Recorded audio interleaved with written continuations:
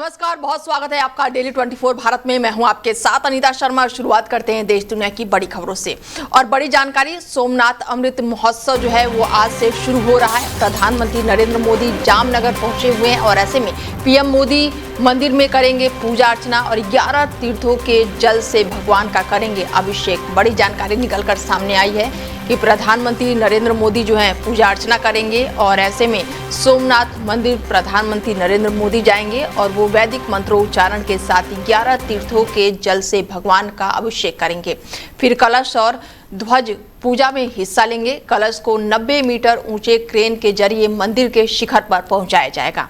मंदिर के दोबारा बनने के 75 साल पूरे होने पर सोमनाथ अमृत पर्व मनाया जा रहा है। पीएम मोदी रविवार रात ही गुजरात के जामनगर पहुंच गए थे और वो सोमनाथ हेलीपैड से वीर गोहिल जी के स्टैचू तक करीब 2 किलोमीटर का रोड शो निकालेंगे और वायुसेना की टीम जो है सोमनाथ मंदिर के ऊपर 15 मीटर का एरोबैटिक प्रदर्शन भी करेगी और साथ ही चेतक हेलीकॉप्टर के जरिए मंदिर के ऊपर फूल बरसाए जाएंगे। पूजा अर्चना के बाद से पीएम मोदी सोमनाथ में एक विशाल जनसभा को संबोधित भी करेंगे और इसके बाद से दोपहर करीब 3:30 बजे पीएम जो है वो वडोदरा के लिए रवाना होंगे। वडोदरा में रोड शो के बाद से 150 करोड़ रुपए की लागत से निर्मित सरदार धाम 3 का उद्घाटन भी करेंगे और शैक्षणिक और आवासीय परिषद सरदार धाम 3 वडोदरा के बाहरी इलाकों में पाटीदारी समुदाय द्वारा निर्मित करवाया गया है और ऐसे में पूरा कैंपस जो है वो 4,75,000 वर्ग फीट में फैला हुआ है और इसे पाटीदार समुदाय के 2000 छात्रों के लिए भी डिजाइन किया गया है। ऐसे में पीएम मोदी जो हैं आज सोमनाथ मंदिर में पूजा अर्चना करेंगे। खबरों में आगे बढ़ते हैं और प्रधानमंत्री नरेंद्र मोदी ने देशवासियों से अपील की है, 1 साल तक ना खरीदे सोना। प्रधानमंत्री नरेंद्र मोदी ने अपील की है और पेट्रोल डीजल बचाएं। पीएम मोदी ने अपील की है। बड़ी जानकारी आपको दे दें कि प्रधानमंत्री नरेंद्र मोदी ने देशवासियों से बड़ी अपील की है और 1 साल तक ना खरीदे सोना और साथ ही पेट्रोल डीजल बचाने के लिए भी प्रधानमंत्री नरेंद्र मोदी ने देशवासियों से अपील की है। पीएम मोदी ने हैदराबाद में एक जनसभा को संबोधित करते हुए देश से अपील की है कि उन्होंने देश से कोरोना के समय जो रूटीन अपनाया गया था उसी पर जोर देने को कहा है और इस दौरान उन्होंने कई अहम बातें कही है और ये सारी बातें जो है मिडिल ईस्ट में जारी जंग के असर को लेकर की गई है। साथ ही यूक्रेन युद्ध का जिक्र करते हुए कहा गया है कि भारत पर इन युद्धों का कितना असर पड़ा है। इसके अलावा पीएम मोदी ने अगले 1 साल तक शादियों के लिए सोना ना खरीदने की अपील भी जनता से की है। पीएम मोदी ने अपने भाषण में कहा है कि मैं लोगों से अपील करता हूं कि वो 1 साल तक सोना ना खरीदें। कोरोना काल के दौरान हमने वर्क फ्रॉम होम किया था और ऑनलाइन मीटिंग की थी और वीडियो कॉन्फ्रेंसिंग जैसी व्यवस्थाओं को अपनाया था। हमने इसकी आदत डाल ली थी और आज भी समय की मांग है कि हम उन व्यवस्थाओं को फिर से प्राथमिकता दें। और इसके अलावा पीएम मोदी ने कहा कि पिछले 2 महीने से चल रही मिडिल ईस्ट जंग का असर काफी ज्यादा है।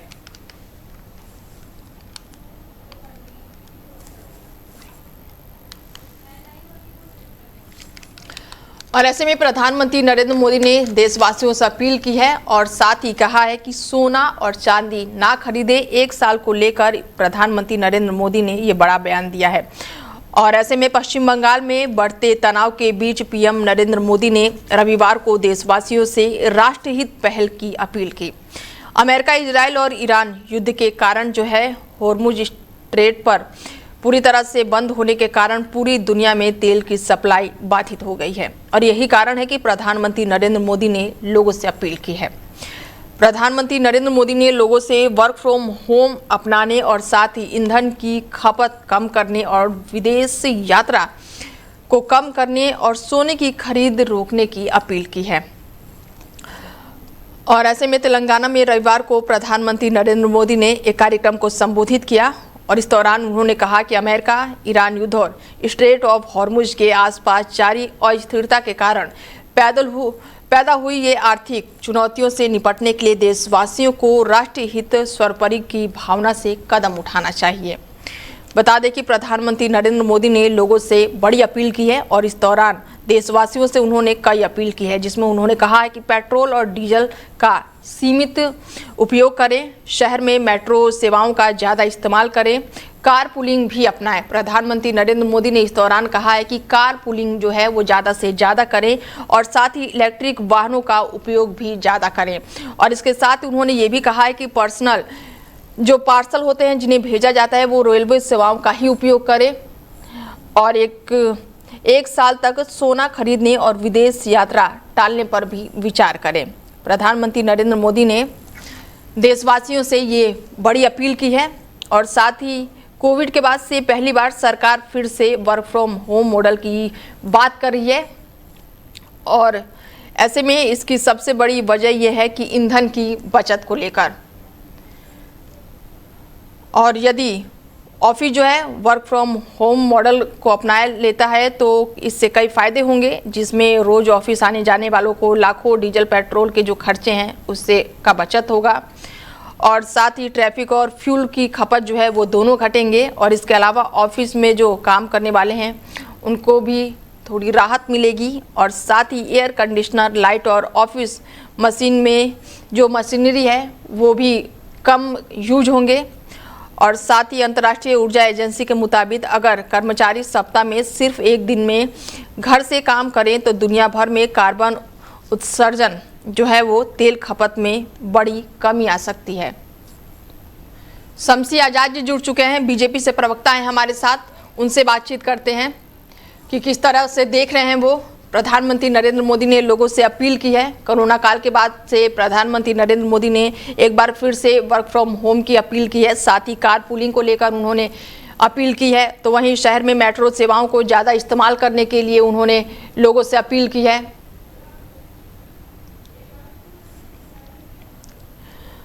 पेट्रोल और डीजल की कीमतों को देखते हुए प्रधानमंत्री नरेंद्र मोदी ने देशवासियों से बड़ी अपीलें की हैं और साथ ही मिडिल ईस्ट में जारी जंग का असर जो है अब तेल और ईंधन पर दिखने लगा है, जिसको लेकर प्रधानमंत्री नरेंद्र मोदी ने देशवासियों से अपील की है और एक साल तक विदेश की यात्रा ना करें, साथ ही कार पूलिंग करें और शहरों में मेट्रो सेवाओं का ज़्यादा इस्तेमाल करें और पार्सल जो भेजे जाते हैं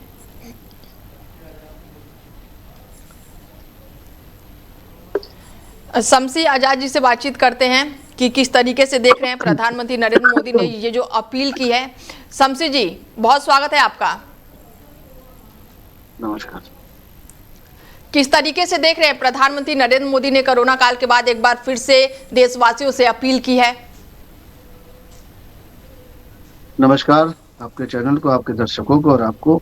देखिए, बहुत ही इस वक्त जो है देश नहीं बल्कि पूरे विश्व पर जो है आर्थिक संकट बहुत तेजी के साथ बढ़ रहा है और इसका कारण ये है जो मिडिल ईस्ट में जो ईरान और इजराइल और अमेरिका के बीच है जंग, जो डोनाल्ड ट्रंप द्वारा बेवजह ईरान के ऊपर हमला करके उनके धार्मिक लीडर सैयद अली खामनेई की हत्या के बाद जो वहाँ पर जन आक्रोश हुआ और उसके बाद लगातार जो जंग इजराइल और अमेरिका के बीच में हुई, जिसमें कहीं ना कहीं मिडिल ईस्ट के कई देश इस जंग के जद में आए, चाहे वो यूएई रहा हो, चाहे कतर रहा हो, बहरीन रहा हो, सऊदी रहा हो, जॉर्डन रहा हो, जो भी देश थे अमेरिका के साथ, जहाँ पर भी अमेरिका का बेस था, तो ईरान ने वहाँ पर हमला करके, क्योंकि ईरान और अमेरिका की दूरी जो है वो काफ़ी है, तो इसलिए डायरेक्ट हमला न करके ईरान ने जो उनके बेस जहाँ जहाँ पर थे वहाँ पर हमला किया और वो ऐसे देश थे कि जहाँ से पेट्रोल का जो है उत्पादन, डीजल का उत्पादन, गैस का उत्पादन होता था, जो पूरे विश्व में कहीं ना कहीं सप्लाई का काम करता था। 70% से ज़्यादा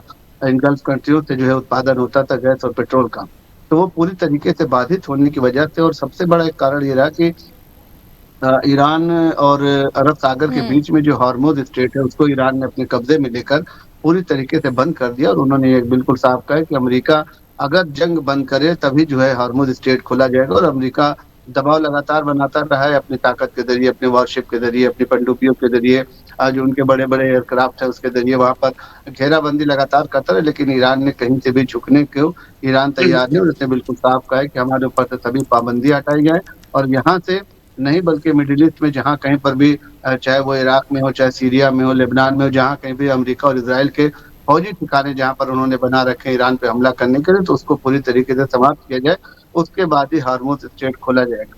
अगर ऐसा बिल्कुल, नहीं ऐसे होता में तो प्रधानमंत्री नरेंद्र मोदी जी जो है उन्होंने लोकल फॉर वोकल को लेकर, शमसी जी, एक बार फिर से आह्वान किया है, कोरोना काल में भी किया था, लोकल फॉर वोकल पर फोकस करने के लिए, और एक बार फिर से, तो क्या जो मिडिल ईस्ट में जंग जो जारी है उससे लोकल फॉर वोकल की जरूरत तो है इस वक्त जो है आर्थिक तंगी से निपटने और महंगाई को कंट्रोल में करने के लिए जो है सभी देशवासियों का ये कर्तव्य है कि वो प्रधानमंत्री की इस अपील को स्वीकार करें और इसमें योगदान करें। आज की बचत सबसे बड़ी बात है कि मोदी जी को बिल्कुल साफ ये कहना चाहिए था कि आप सभी लोगों को बचत करने की ज़रूरत है ठीक है। किसी भी तरीके से फिज़ूल खर्ची ना करें, ना बेवज़ह शॉपिंग करें, ना बेवज़ह खरीदारी करें, ना बेवज़ह कहीं ट्रैवलिंग करें, ना ये है कि गाड़ी शमसी से जी अगर जा माफ रहे हैं तो कीजिएगा, मैं गाड़ी रोकना आपका चाहूंगी आपको।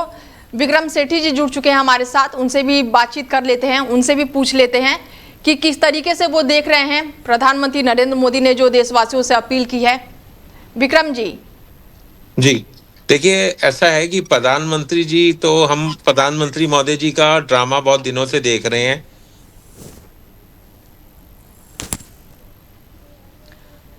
संपर्क टूट चुका है हमारा उनसे। शमसी जी से बातचीत कर रहे थे कि लोकल फॉर वोकल पर फिर से एक बार फोकस की बात कर दी है प्रधानमंत्री नरेंद्र मोदी जी ने। जी शमसी जी कुछ कह रहे थे।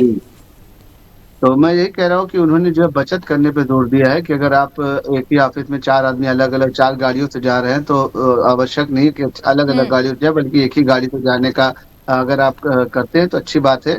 और उसके बाद ये है कि मेट्रो अगर आपके शहर में है तो मेट्रो का इस्तेमाल करें, जो सरकारी बसें हैं, जो सरकार की तरफ से सीएनजी बसें चलाई जा रही बिल्कुल। हैं महानगर में ट्रांसपोर्टेशन के लिए, तो उसका इस्तेमाल करें। यानी उनका मेन मकसद ये है कि किसी भी तरीके से देश को आर्थिक संकट से उबारा जाए और ये तभी हो सकता है जब देश का प्रत्येक नागरिक जो है इसमें योगदान करे और बचत करने का काम करे किसी भी तरीके से। बेवजह जो है ट्रैवलिंग इस वक़्त जो है गर्मी में तो लोग हिल स्टेशन की तरफ भागते, तो उन्होंने ये कहा कि 1 साल कम से कम बचत करें और सोना खरीदने की बात पर जो कहा है, तो उससे हमारे ख्याल से सोनी साहब बहुत नाराज़ थे और उन्होंने जैसे ही प्रधानमंत्री के बारे में कुछ कहना चाहा, उनका नेटवर्क जो है आउट हो गया।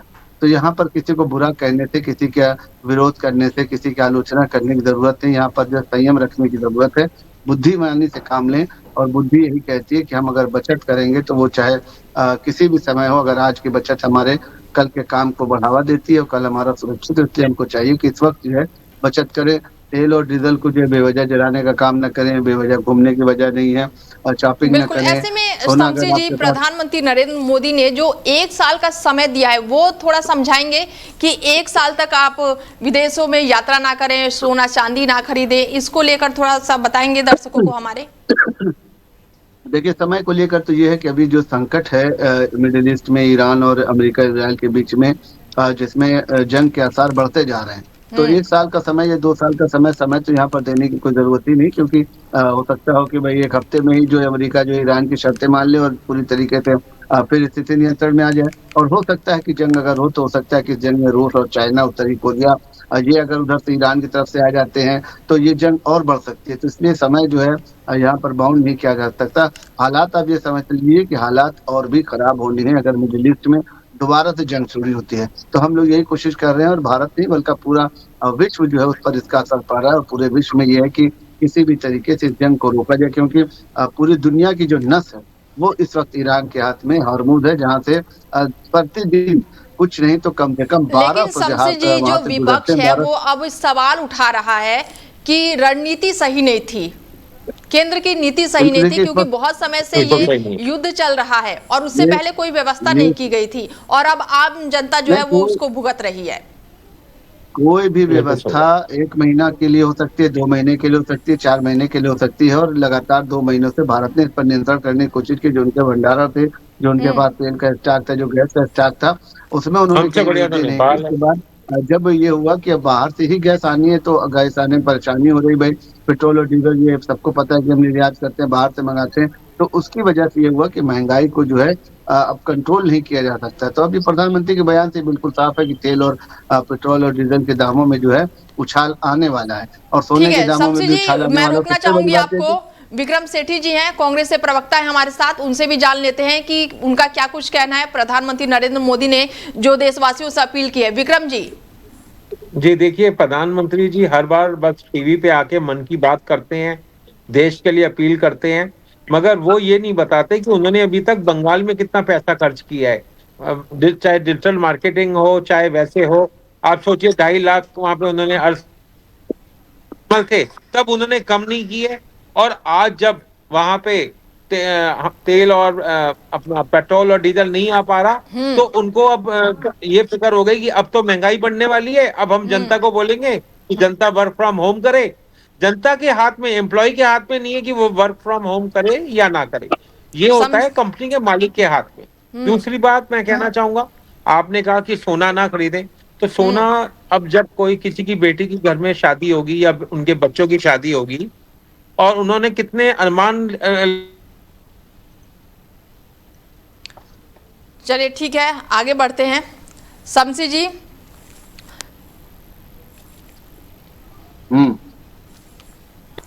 हेलो, आवाज आ रही है आपको? जी। तो जनता के भी कई अरमान है कि उन्होंने अपने बेटे की शादी करनी है और वो उसमें उनको सोना देते ही देते हैं। अब ये हमारे प्रधानमंत्री जी के हाथ में तो नहीं है, ये तो जनता के हाथ में है कि वो सोना चांदी लेगी या नहीं लेगी। और दूसरी बात, हेलो, हाँ जी, आवाज आ रही है, बताइए। जी जी। दूसरी बात है, प्रधानमंत्री महोदय जी को ये कहना चाहिए कि देश के अंदर अभी इस समय जैसे गर्मी का माहौल है और गर्मी के समय में आप चाहे तो इतना कर सकते हैं कि अभी अगर आप स्कूल कॉलेजों को बंद करवा दें तो काफी हद तक जो टीचर्स और जो बच्चों को छोड़ने के लिए गाड़ियां लगती हैं या जो टीचर्स स्कूलों में आती हैं, वो गाड़ियां आप बचा सकते हैं सड़कों पर। और आप देखिए, आप हर साल कितने वाहन सड़कों पे निकल रहे हैं। आज सड़कों के ऊपर कोई पैदल चलने वाले के लिए या टू व्हीलर चलने वाले के लिए कोई जगह ही नहीं बची, इतनी गाड़ियां सड़कों पर आ रही हैं। बिल्कुल, तो कहीं ना कहीं आप उन चीजों में कर सकते हो, मगर आप ये कहो कि एम्प्लॉय वर्क फ्रॉम होम करे तो ये पॉसिबल नहीं है। ये तो कंपनी के मालिक के ऊपर पॉसिबल है विक्रम जी, कि आप ये कह वो रहे हैं अपने एम्प्लॉय को वर्क फ्रॉम होम करवाएगा या नहीं करवाएगा। विक्रम जी, चुनाव को लेकर आपने बात की, तमिलनाडु का हो गया, पश्चिम बंगाल का हो गया, केरल का हो गया। जी। तो चुनाव के बाद क्या अब जो प्रधानमंत्री नरेंद्र मोदी ने अपील की है तो ये है कि चुनाव के बाद अब महंगाई आ गई है, महंगाई बढ़ेगी? पैसा इन्होंने इतना खर्च किया है ना मैम, बंगाल के अंदर और असम के अंदर इन्होंने पानी की तरह पैसा बहाया है, अब वो पैसा कैसे निकालेंगे? ठीक है, आपके सारे सवालों का मैं जवाब ले लेती हूँ। शमसी आजाद जी है। शमसी जी, क्या कहेंगे इसको लेकर? क्या चुनाव के बाद से अब जो महंगाई है वो बढ़ गई, पैसे ज्यादा खर्च कर दिए केंद्र सरकार ने चुनाव में? ये तो कांग्रेस पार्टी की खिसियात कही जाएगी, ये उनका हताशा और निराशा वाला जवाब है। इस वक्त जो है मैं यही कह रहा था, विपक्ष से भी हाथ जोड़कर निवेदन यही करना है कि कांग्रेस पार्टी सत्ता में नहीं है सर, केंद्र सरकार में बीजेपी बैठी है, आपकी सरकार, आपकी पार्टी बैठी हुई है। विक्रम जी जवाब ले लीजिए। इस समय कांग्रेस सेंटर में नहीं बैठी हुई। तो कहीं ना कहीं हमको जो है इस वक्त जो है एक होने की जरूरत है, देश के विकास में हाथ बटाने की जरूरत है। और संकट आएगा तो ऐसा नहीं है कि सत्ता पक्ष पे आएगा, विपक्ष पे नहीं आएगा, राहुल गांधी पे आएगा। जब आप किसी की सत्ता हथियाते हैं तब आपको समझ में नहीं आता। वहां ममता दीदी काम कर रही थी, वहां आपने उनको हराया नहीं है। आपने पहले तो 95 लाख वोट काट दिए एसआईआर में, फिर आपने कहा कि इलेक्शन कमीशन ने कहा कि 27 लाख वोट वापस आ जाएंगे, मगर वो आएंगे अगले इलेक्शन में। ये कौन सी बात है? फिर आपने जहां वो भवानीपुर से चुनाव लड़ रही थी अकेले, आपने वहीं से इतने वोट काटे। तो कहीं ना कहीं वो आप जवाब ले लीजिए और पश्चिम बंगाल की हार का ठिकरा यहाँ मत फोड़िए, जवाब ले लीजिए। देश ने आज इसी वजह से कांग्रेस पार्टी को बिल्कुल किनारे कर दिया और लगातार इनका सफाया होता जा रहा है। और कल ही हैदराबाद में प्रधानमंत्री मोदी जी ने ये बिल्कुल साफ संकेत दिया है कि आने वाला समय केरला से भी कांग्रेस पार्टी पूरी तरीके से साफ हो जाएगी। आप काम करेंगे नहीं, सिर्फ सरकार पर आरोप लगाने के लिए बैठे हुए यहाँ पर। इस वक्त जो है ये संकट की स्थिति है, और संकट जब आता है, मैं यही कह रहा हूँ, विपक्ष को इस वक्त जो है अपने राजनीतिक धर्म का पालन करना चाहिए और देश के सहयोग में हाथ बटाना चाहिए। जो वक्त है वो सबके ऊपर पड़ेगा। राजनीति हमेशा नहीं की जाती, लाशों पे राजनीति करना, महंगाई पे राजनीति करना, ये सारी चीजें कांग्रेस पार्टी के लिए कहीं ना कहीं घातक साबित होती जा रही है। और देश की जनता ने इसीलिए कांग्रेस पार्टी को किनारे कर दिया है। ये संकट कोई मोदी जी की वजह से तो आया नहीं है। ईरान का युद्ध और अमेरिका का इजराइल का युद्ध जो है मोदी जी ने तो कराया नहीं, बल्कि ये है कि मोदी ने हमेशा जो है बैठकर बात करने की बात की, समझौता करने की बात की है कि दोनों जो है भारत के जो मित्र हैं, ईरान से भी भारत के रिश्ते, अभी जंग के बीच में ईरान ने कई जहाज छोड़े हैं भारत के, और भारत से भी मेडिकल सप्लाई ईरान के लिए की गई जरूरती सामान जो है उसको जो है भेजा गया है। कहीं ना कहीं ईरान का जो जहाज आ रहा था उसको भी भारत ने अपने उसमें कस्टडी में लेकर उसको बचाने का काम किया और ईरान ने भी उनकी मदद की। क्या मुझे आप ये बताइए, पिछले 70 साल कांग्रेस ने राज किया और क्या 70 साल में कहीं लड़ाई नहीं छिड़ी? तब भी पेट्रोल डीजल के दाम थोड़े थोड़े बढ़े, मगर इतने नहीं बढ़े, समय बहुत कम है, और ना गैस के इतने बड़े दाम। कभी नहीं, हमें ये दिमाग पता आपके नहीं पास था एक कि ही गैस दिमाग कहाँ नहीं से आपके आती है, पास। होमस से आती है, आपके वहां से आती है, मगर आपके आज छोटा पास सबको बच्चे दिमाग बच्चे को नहीं पता है विक्रम कि जी और गैस शमसी होमस से जी। आती है। सेठी जी आपके पास दिमाग नाम की चीज नहीं है। हार्मोज बंद हुआ था कभी, पेट्रोल और डीजल की सप्लाई बंद हुई थी, गैस रोका गया था ईरान की तरफ से या अमेरिका की तरफ से, मिडिल ईस्ट पर हमला हुआ था कभी इसके पहले कांग्रेस की सत्ता में। सोच समझ के तो कम से कम बोला करिए कि आप चैनल पर बैठे हुए लड़ाइयाँ हैं, आपकी बहुत हुई बात हैं रिकॉर्ड सर, की जा ईरान रही है इराक की भी और लड़ाई आप हुई है, ऐसा नहीं है। ईरान पेट्रोल के इराक कुएं की तब लड़ाई भी हुई है ना, कुवैत के जले ईरान थे, अमेरिका की तब भी लड़ाई, लड़ाई इसराइल की छिड़ी थी। लड़ाई नहीं हुई है। हार्मोज हाँ जी, बंद किया गया था, ईरान अब देखिए, दुबई पे ईरान और हमला हुआ इराक था, की जब कतर लड़ाई पे हुई हमला थी हुआ तो था, कुवैत के जो कुएं थे एक वो एक जल गए करके थे। शमसी जी और हमने वो विक्रम लुधियाना और जी। लड़ाइयां भी सीरिया पे देखी हमला हैं, हुआ था। तब भी पेट्रोल कहाँ से डीजल की कहाँ, कमी हुई थी देश कहाँ के से अंदर। कहाँ, मगर कहाँ से कांग्रेस कहाँ सरकार बात ने करने की बात कभी करते हैं। ये नहीं बताया कि गैस कहाँ से आती है। आज बच्चे बच्चे को पता है कि गैस कहाँ से आती है। ठीक तो है आप धोखा दे रहे थे, शमसी आप जी नहीं और बता रहे विक्रम थे। जी, समय नहीं है मेरे पास, और जुड़ने के लिए बहुत शुक्रिया आप लोगों का, धन्यवाद। बता दें धन्यवाद कि जी। प्रधानमंत्री नरेंद्र मोदी ने देशवासियों से अपील की है। ऐसे में पश्चिम बंगाल में बढ़ते तनाव के बीच प्रधानमंत्री नरेंद्र मोदी ने रविवार को देशवासियों से राष्ट्रहित पहल की अपील की है। अमेरिका, इजरायल और ईरान युद्ध के कारण स्ट्रेट ऑफ हॉर्मुज बंद होने के कारण पूरी दुनिया में तेल की सप्लाई बाधित हो गई है, और यही कारण है कि प्रधानमंत्री नरेंद्र मोदी ने लोगों से बड़ी अपील की है। मिडिल ईस्ट में तनाव और आर्थिक दबाव के बीच प्रधानमंत्री नरेंद्र मोदी की पेट्रोल डीजल का कम इस्तेमाल और गोल्ड खरीद सीमित रखने की अपील पर गृह मंत्री अमित शाह ने भी बड़ा बयान दे दिया है। बता दें कि अमित शाह ने कहा है कि वैश्विक संकट के इस दौर में पीएम मोदी ने देशवासियों से एक दूरदर्शी अपील की है। पेट्रोल डीजल के उपयोग में संयम, वर्क फ्रॉम होम को बढ़ावा और मेडिकल फर्टिलाइजर को छोड़ने, नेचुरल फार्मिंग को अपनाने का ये आह्वान भारत को आत्मनिर्भर और ऊर्जा क्षेत्र में सुरक्षा राष्ट्र बनाने का स्पष्ट रोड मैप है, और ये वैश्विक चुनौतियों के बीच देश को एक स्थिर, सशक्त और अग्रणी राष्ट्र के रूप में स्थगित करने का निर्णायक सिद्ध होगा। और ये वहीं अमित मालवीय ने भी कहा है कि पीएम मोदी की भारतीयों से अपील इस बात की याद दिलाता है कि राष्ट्रीय शक्ति समूह जो है जिम्मेदारी और सोच समझ कर लिए गए निर्णयों से ही बनती है। फिलहाल बुलेटिन में मेरे साथ इतना ही, दीजिए इजाजत, नमस्कार।